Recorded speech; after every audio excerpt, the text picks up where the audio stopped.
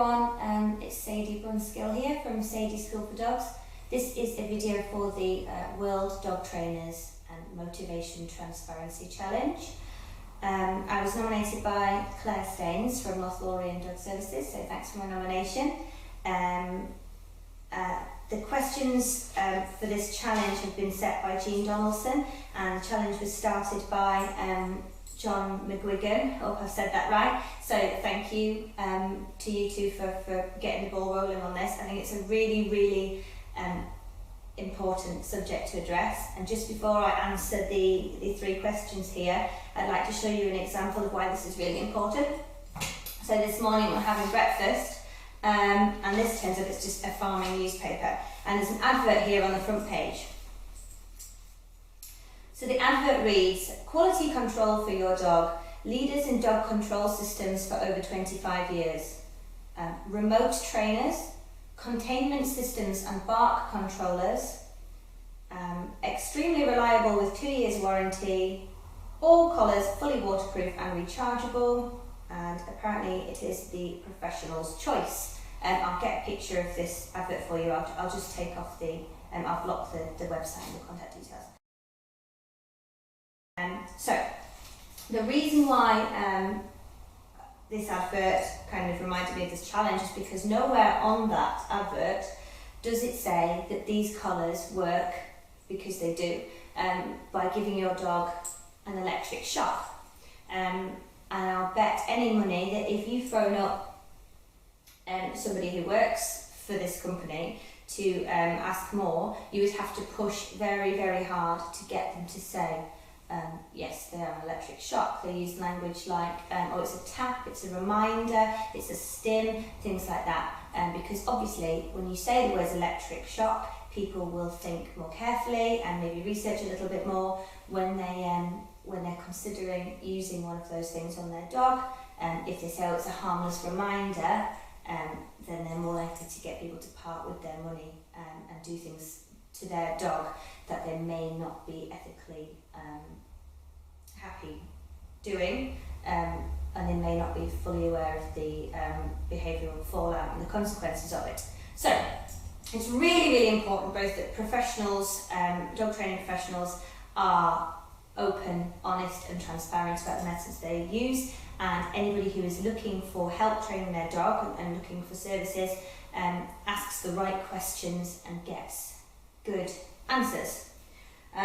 So the answers that you want aren't kind of energy, flowery kind of metaphysical language. What you want to know is, what are you physically, literally going to do to my dog? So these are the questions set by Jean Donaldson.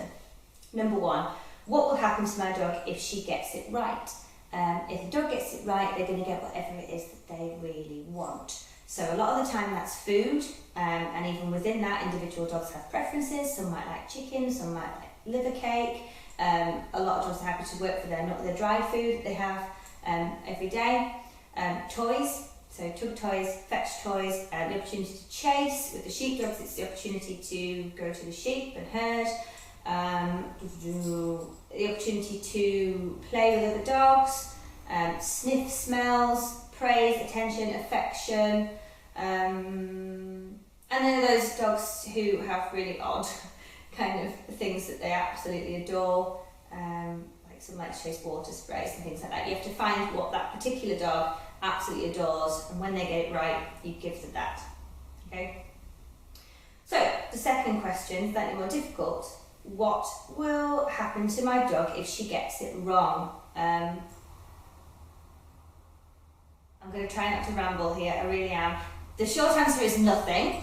The long answer is, when I'm training dogs, I am asking them to participate in a game with me, so it's all a game. If they get it wrong, it's my fault because I've not been clear enough about the rules. I'm the one who's deciding what behaviour I want, how I'm going to go about getting it, and what the criteria is, so what the rules are, and that they've got to stick to earn their reward. So say for example we're training a sit stay, and we're doing some repetitions, and I ask the dog to stay and I move away and they get up. There could be so many different reasons for that, so you have to look at, okay, what went wrong there. They could be not feeling well. They could be in pain. They could be a little bit stressed out and frustrated because they're not understanding the exercise. There could be a distraction that they're not yet ready to deal with. I could have increased the distance or the duration too quickly. So we take a step back, maybe go through a few more repetitions of not moving so far away, or releasing them sooner, or come back to a less distracting environment, so inside as opposed to out in the field. Yes, management in dog training is not failure, okay? There are reasons why people don't let their 5-year-olds walk to school on the very first day, and there are reasons why a dog that is not yet trained to manage a lot of distractions and perform even with distraction in different situations, because they're not yet ready to do that. We don't let them fail. We don't set them up to fail. We engineer the environment so that they're going to succeed while they're learning how to behave in that situation. Okay. So, number 3, are there any less invasive alternatives to what you propose? Not that I am aware of. So I always want to use the least invasive, so the method that causes less stress to the dog. It's the most ethical and kind to them.